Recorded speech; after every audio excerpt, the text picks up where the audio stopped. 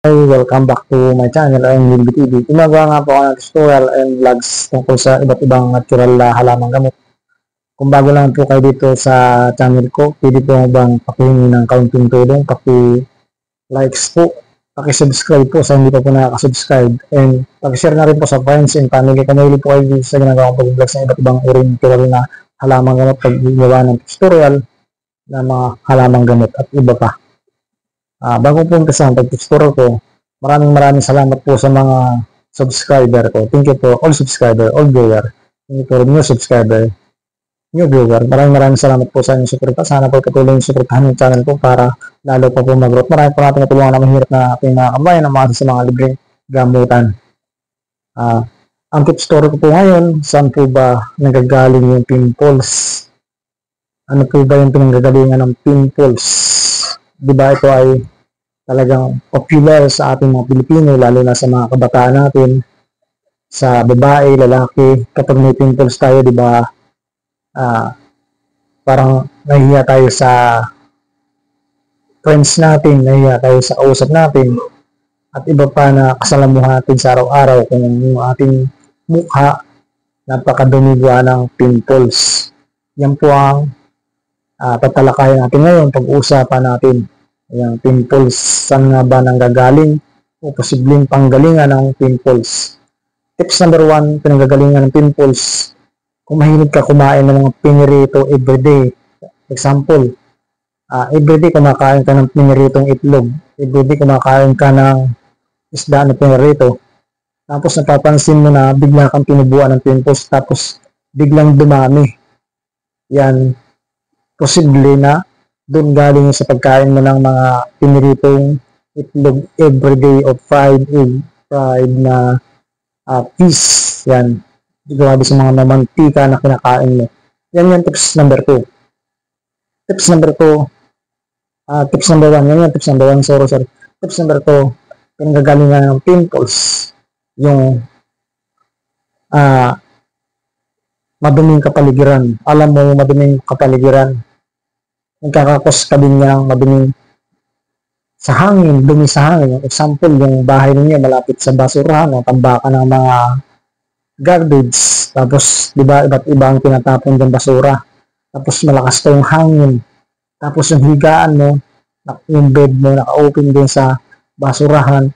Pwedeng magkakos ka ng pimples niya kasi yung environment madumi. Sa hangin, sa alikabok, etc.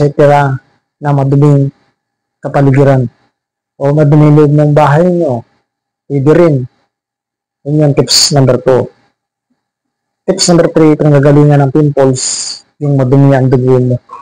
Talagang maririnig mo yung kahit kanino, kapag may friends ka, family, sasabihin sa iyo talaga na kaya maraming pimples, madumi yung dugo mo. Yan. Yun yung tips number 3, madumi yung dugo mo.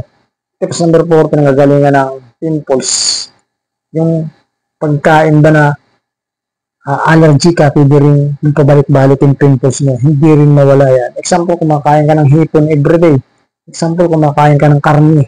Example, kumakain ka ng fish, tapos napapansin mo, lalong dumadami yung pimples mo, diba ganon? Yung pimples na yan, hindi talaga mawawala kung hindi mo siya papansinin, hindi mo alagaan yung mukha mo, i-monitor mo para kung lalong dumadami, itigil mo na yung kinakain mo na yan. Baka allergy ka nga, hindi mo lang napapansin kasi busy ka sa work mo. Yan yung tips number 3. Tips number 4, pinagagalingan ng pimples, yung alam mo yung madumi na towel, di ba? Pag naligo ka, madumi yung towel, isasampay mo kung saan, isasampay mo, example, sa bangko, isasampay mo doon sa lamisan ng kainan, tapos madumi yung CR mo ng sampayan, tapos panligo ka, siyempre, pag naligo ka, basa yung mukha mo, ipupunas mo doon sa mukha mo yun. Isa rin kakakos ka ng pimples. Yan yung tips number 4. Tips number 5, isang pinanggagalingan ng pimples, yung palagi mong hawak-hawak yung mukha mo kahit madumi yung kamay mo. Hawak ka ng girlfriend mo kahit madumi ang kamay niya. Palagi mong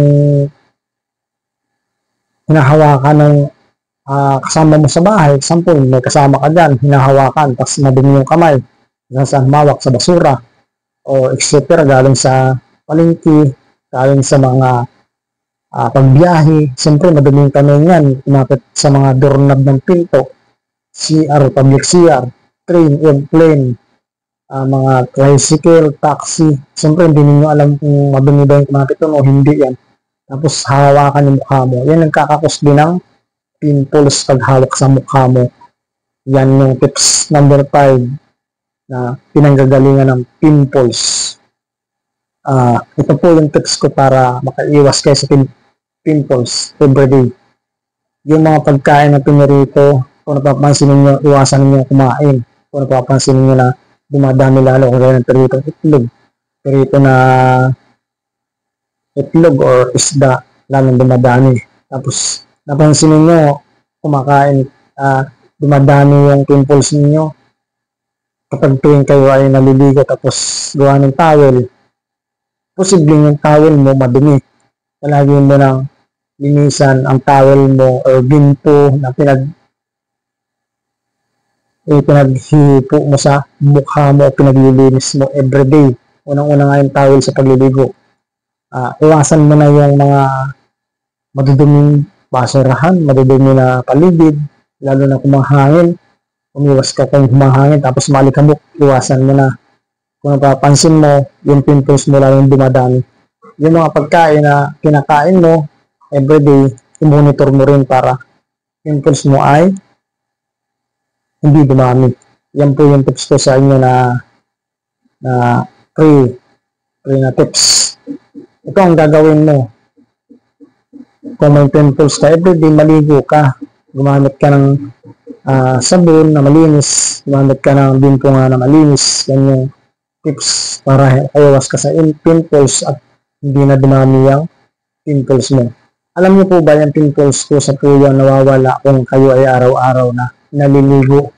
Kasi yan po ay sa kabataan talaga nakukuha yan kung saan. Dalas tips pala. Isama ko sa tips number 6 ito. Pahabol. Sorry, pahabol Yung puyat ka everyday, pwede rin kung magkaroon ka ng pimples puyat ka everyday. Kasi napapansin ninyo, experience ninyo puyat ka araw-araw. Tapos bata ka pa. Napapansin mo, tutubuan ka ng pimples. Yan, base po sa experience natin ganyan, magkakaroon ka ng pimples kung puyat ka everyday. Ganyan. Okay.